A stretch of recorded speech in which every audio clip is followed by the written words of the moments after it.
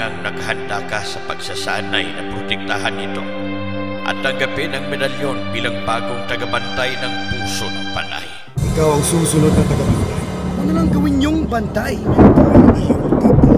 Bantay na lang pa? Darating na ang apokalipsis! Lalaban ka, Kaloy!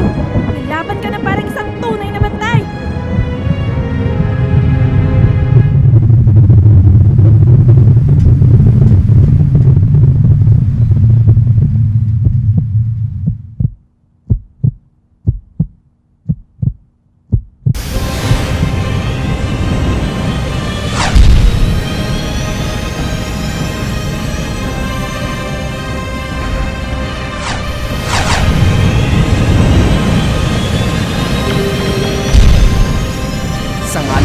Mga ninuno. Babawiin ko ang medalyon dahil akong tunay na bantay!